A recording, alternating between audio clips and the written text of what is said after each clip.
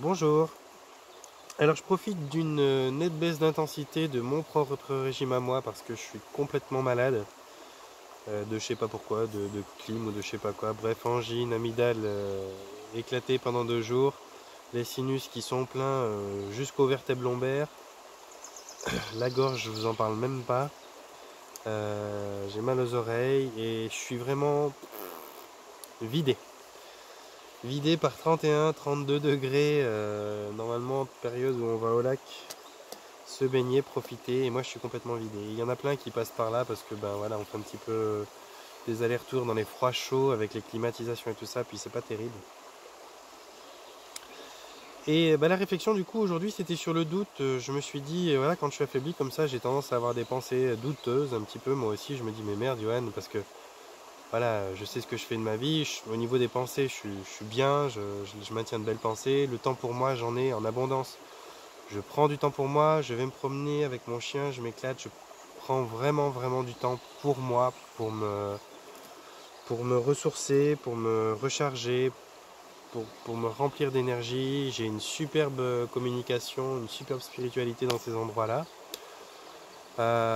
Au niveau alimentaire, même si j'ai pas fait très top ces temps-là, c'est quand même assez sain, je fais quand même assez attention. Je fume pas, je bois pas.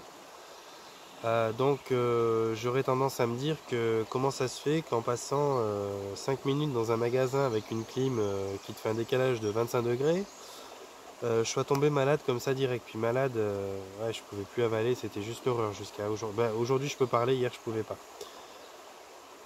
Je me dis, ouais, puis là un doute qui s'installe, je me dis, ouais, toi et ta science finalement. Puis il y a tellement de paramètres, puis je vois tellement de choses, et puis il y a tellement de, voilà, chez un être humain ça va réagir comme ça, chez un autre ça va réagir comme ça. Et puis l'état d'esprit qui vient mettre son grain de sel là au milieu, puis finalement un résultat X on peut pas le promettre à quelqu'un d'autre parce que si l'autre personne elle est pas dans le même état d'esprit, elle va peut-être soit amplifier, soit complètement saboter le résultat qu'elle pourrait avoir avec tel ou tel type de fonctionnement, tel ou tel type d'approche. Bref, je doute de tout ce que j'enseigne, de tout ce que je propose, de tout ce que je... Enfin non, pas tout dans l'absolu, parce que je sais que j'ai de super méthodes. Je remets en aucun cas en question l'hypnose régressive quantique qui elle est bien au-dessus de tout ça, de tous ces problèmes. Mais quand même, j'ai des doutes sur plein de choses. Je me trouve tout fragile en fait, là où je m'attendais à être plus fort. Vraiment, et puis bah, c'est peut-être une façon aussi de vous dire que je vous comprends mieux quand je suis dans ces moments-là, quand je suis un petit peu raplapla comme ça. Je vous comprends mieux finalement quand vous aussi vous avez de la peine à écouter, à croire ce que je vous dis, à essayer, à tenter quand vous êtes épuisé, quand vous êtes au fond du trou, quoi. Je vous comprends quand même mieux les jours comme aujourd'hui où moi-même j'ai les 2 jambes cassées que les jours où j'ai la grande pêche. Cela dit, bah, il y a 3 jours de ça, j'avais... Non, alors, pour faire l'historique, il y a une semaine de ça, il y a 5 6 jours de ça, j'avais de ce côté-là l'amygdale qui s'est mis à me fermer mal, mais je pouvais plus avaler. Une catastrophe. J'ai tout essayé, du lait avec du miel, du thé avec du miel, différentes plantes, de la sauge, pas mal de choses, du thym, enfin tous les remèdes principaux. J'ai même été jusqu'au dafalgan pour casser la douleur parce que c'était abominable, je pouvais plus déglutir, plus rien du tout. Et puis le gros doute, le gros doute, le gros doute. Puis 24 heures ont passé, 48 heures ont passé, ça s'est atténué et ça s'est calmé. Puis je me suis tapé une belle journée. Au bout de 48 heures, une belle journée, j'avais plus mal, j'ai été au lac, j'ai profité, c'était bien. Et là, directement le soir même, donc même pas 24 heures de tranquille, directement le soir même, le côté gauche. Mais alors 2 fois plus puissant, à m'en taper la tête contre les murs tellement que je pouvais pas parler, je pouvais pas. C'est pour ça qu'il n'y a pas eu de vidéo ces jours, c'est parce que j'avais vraiment beaucoup de peine. Puis là ce coup-ci, ça s'est propagé dans les sinus et dans la sphère, toute la sphère ORL, que j'ai commencé à avoir très très mal aux oreilles, j'ai encore mal aujourd'hui d'ailleurs. J'avais le nez bouché encore aujourd'hui, mais moins. Et puis pour vous dire que j'ai passé 4 ou 5 jours comme ça à... Ouais, j'avais des gros doutes, j'étais au fond, ouais, il fallait pas me demander de l'aide ces jours-là. J'en étais pas capable, j'avais pas l'énergie et la forme nécessaires pour ça. Et puis finalement, peut-être ce que je veux vous apporter sur le doute, c'est que c'est une question voilà, autorise-toi le doute, autorise-toi à remettre en question ce que tu fais de bien, le remède que tu as voulu essayer quand tu n'as pas voulu prendre ce que tu as proposé la médecine allopathique, que tu as voulu faire juste et bien avec ton remède de grand-mère, quand tu as voulu éviter la chimie, quand tu as voulu faire ceci ou cela, par rapport à ta conscience, par rapport à tes convictions. Ben, peut-être que c'est des méthodes qu'on va employer qui sont pas forcément aussi... qui pourraient paraître pas forcément aussi rapides que la chimie. Mais finalement, la chimie, elle te guérit pas. La chimie, elle va éteindre tous les signaux que va donner ton corps, qui t'explique que tu as mal, que ça fonctionne pas, quelque part, il y a quelque chose qui fonctionne pas. Pendant que le corps se répare derrière ou continue de souffrir, toi tu vas au moins être dispensé du mal, le mal qui est un signal d'alarme en lui-même, qui te demande de te reposer. Quand tu essayes les remèdes de grand-mère, c'est des remèdes qui te guérissent, mais qui par contre n'essayent pas forcément de calmer la douleur en tant que telle. Et là, c'est aussi pour ça que moi je suis parti dans des doutes plus profonds, c'est parce que là ça m'a fait énormément mal, vraiment très très mal. Même si les hommes sont très douillés, là ça m'a fait très très mal. Et ce que j'ai pris, c'est quelque chose qui est en train, qui m'a déjà nettement soigné, sinon je ne pourrais pas parler pour vous faire la vidéo aujourd'hui. Et qui par contre n'a pas forcément aidé contre la douleur pendant le moment où j'avais mal. J'avais mal, j'ai pas dormi, ça se passait pas bien. On a des journées, vous voyez les températures, on est entre 36 et puis 40 degrés.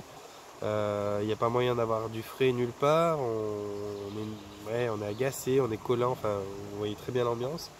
Donc c'est le panier complet de... C'est pas le panier de bisous là, c'est le panier complet de choses qui peuvent vous permettre d'être pas bien. Et finalement, je me suis aperçu qu'en prenant mes remèdes de grand-mère, en faisant de ma façon, en prenant la sauge, le thym, le miel, le lait, même si je suis pas du tout pour les produits laitiers, mais là pour le coup ça aide. Eh bien, je me suis quand même assez vite débarrassé, c'est pas le mot, c'est pas encore fait, mais commencé à me débarrasser de ça. Alors par contre, ouais, en fait, la douleur, elle est restée. Mais la douleur s'atténue maintenant, mais elle s'atténue pas parce que j'ai endormi le signal que mon corps donne quand je suis malade, mais c'est simplement parce que je suis de moins en moins malade. Et c'est peut-être là-dessus que je voudrais déboucher dans ma vidéo que je vais appeler du doute à l'espoir.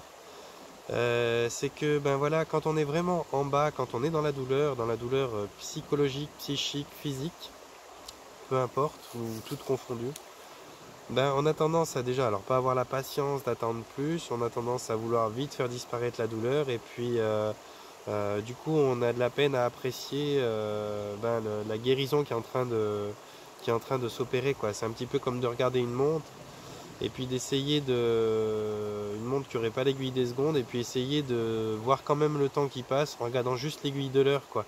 On aurait l'impression que ça bouge pas. Bah, c'est un petit peu ça. Quand tu te soignes avec les remèdes de grand-mère, tu te soignes, certes, mais par contre tu regardes l'aiguille de l'heure sur l'horloge et tu as l'impression que ça bouge pas. Or, chaque chose qui t'emmène un peu plus de confort, c'est parce que ça guérit. C'est pas parce que tu as éteint un signal d'alarme de ton corps alors que ça ne guérit pas derrière. Et si j'avais pris, je sais pas, du dafalgan, du machin, du truc, peut-être que ça m'aurait plus, hein, parce que j'en ai pris qu'un seul. Si j'avais pris plus de ci, plus de ça, plus de sirop, peut-être que bah, j'aurais éteint pas mal les douleurs, mais j'aurais pas forcément fait guérir plus vite mon corps. Le corps, il a besoin d'un temps XY, c'est un petit peu comme si tu te fais très très mal en te coupant, tu peux éteindre la douleur avec un médicament, mais ce médicament, il va pas faire la croûte plus vite. Il va pas permettre à la peau de se reconstruire plus vite. Et puis tu as d'autres cataplasmes naturels que tu peux faire qui vont eux vraiment solidifier ta croûte rapidement, qui vont permettre à ta peau de se reconstruire, reconstruire le plus rapidement possible et puis dans la meilleure des conditions. Mais par contre ça t'enlèvera pas la douleur. La douleur elle va partir au mesure que ta cicatrice se fait.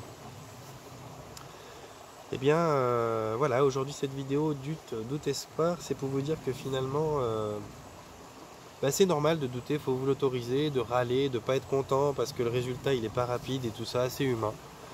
Mais l'espoir, c'est bien de le garder toujours derrière. Alors peut-être pas forcément la bonne méthode, le machin et tout, parce que je vous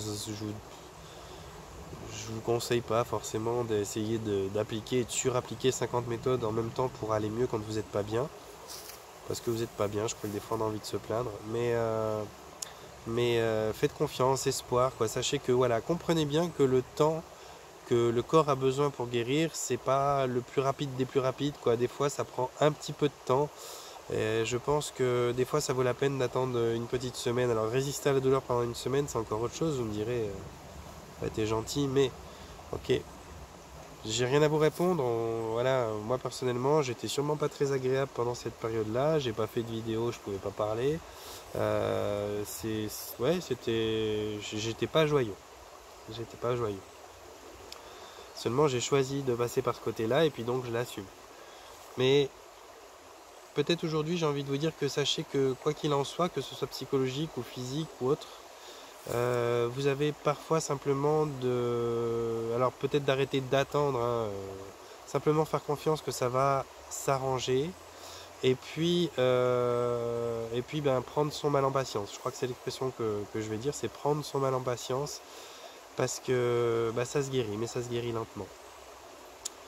Je constate aussi, moi qui parle toujours à mon ange, enfin à mes anges, mais principalement à un, je constate aussi que je lui parle beaucoup plus quand tout va bien, pour le remercier, pour être dans la gratitude, pour lui demander de m'épauler, de m'accompagner dans mes séances avec les gens, que je lui parle quand je suis pas bien et quand j'aurais vraiment besoin qu'il fasse le nécessaire. Alors oui, je leur ai parlé, mais la fréquence c'était pas du tout la même.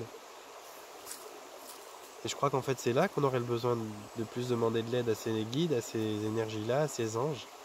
Et je constate que quand je suis au fond avec la douleur, ma concentration est tellement sur la douleur que je parle moins à mes guides et à mes anges. Ça vous servira sûrement à rien, mais voilà, c'est une petite constatation qui m'est arrivée, donc pas aujourd'hui, mais qui m'est arrivée pendant que j'étais pas bien. Je me suis dit putain, mais j'ai même pas demandé. Et puis en fait, après j'ai demandé quoi. Mais alors normalement tous les jours, chaque matin quand j'arrive, bonjour Elios, je t'aime, salut. Merci pour tout ce que tu fais pour moi. Au fait, donne-moi un coup de main. J'ai une nouvelle cliente ou un nouveau client qui vient tel jour. J'espère que je suis adéquate pour elle, qu'elle est adéquate pour moi et mon développement. Permets-moi d'être pertinent, de répondre à sa demande de la meilleure des façons. Permets-moi de lui donner. Bref, je parle. Je remercie. Je suis dans la gratitude et la reconnaissance. Et là, quand j'étais au fond du bac, là où j'aurais eu besoin de demander simplement de l'aide, eh ben, je leur ai pas parlé spécialement. Voilà, c'est une constatation. Peut-être, oubliez pas de demander parce qu'ils sont là aussi pour ça. Ils attendent, hein. Ils attendent vraiment une demande avant d'agir, ils vont pas agir contre votre libre arbitre. Donc voilà, du doute à l'espoir, c'était pour vous dire que même ceux qui ont des outils, j'ai énormément d'outils hein, pour aller bien en tout cas psychologiquement, m'hypnotiser contre la douleur et tout. Bon après, quand c'est toi-même qui as la douleur, pour encore toi te faire une hypnose et tout, on est d'accord, c'est pas évident. C'est plus facile d'hypnotiser quelqu'un qui a mal que de s'hypnotiser soi-même quand on a super mal. Mais voilà, j'étais pas le mieux servi, on dit les cordonniers les plus mal chaussés.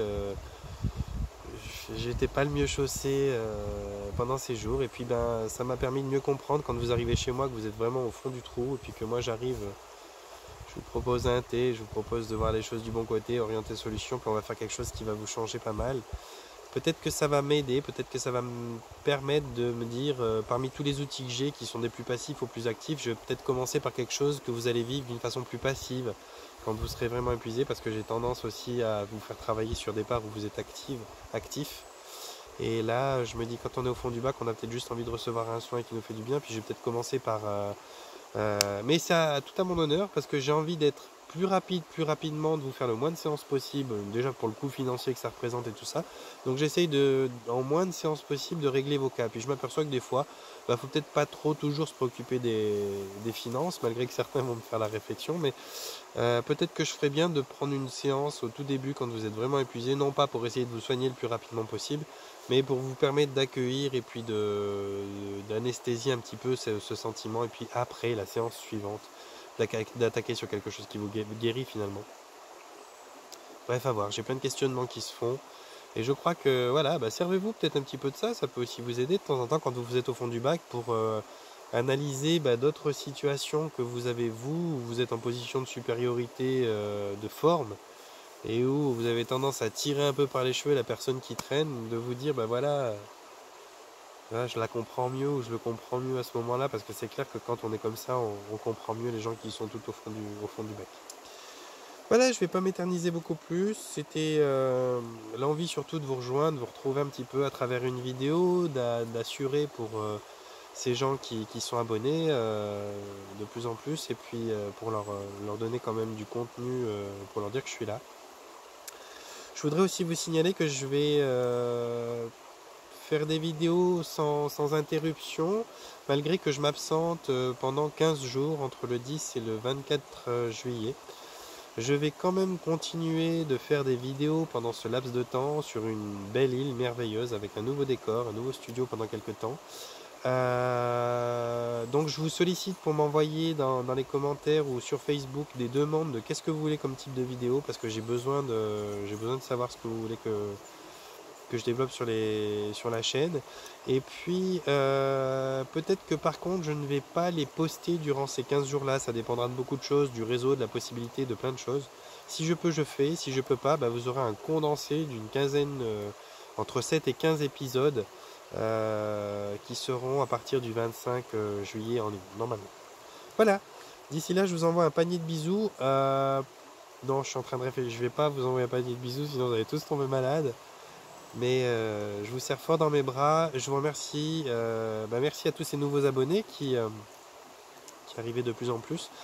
Je vous demande de partager si vous pensez que ces vidéos peuvent être utiles, même si celle d'aujourd'hui c'est pas la plus énergique. J'en suis conscient, mais je voulais justement aussi peut-être vous montrer comment ça se passe quand je suis un peu au fond du bac moi, pour que ceux qui me croient indestructible se disent que lui aussi il ramasse, des fois il est KO. Je vous invite à vous abonner si ce n'est pas encore fait, et puis pour ceux qui veulent me rejoindre sur Facebook, je vais mettre un lien dans la description. Voilà. Merci beaucoup, et puis prenez soin de vous, évitez les climatisations, évitez de rentrer dans ces magasins où il y a un décalage de 15 degrés sans une écharpe ou sans une jaquette, parce que c'est vraiment pas confortable ni agréable ce qui se passe une fois qu'on l'a fait. C'est pas terrible, c'est clair. Voilà, c'est ce que je vous dis, en tout cas pas trop fort. Panier de non-bisous, à bientôt.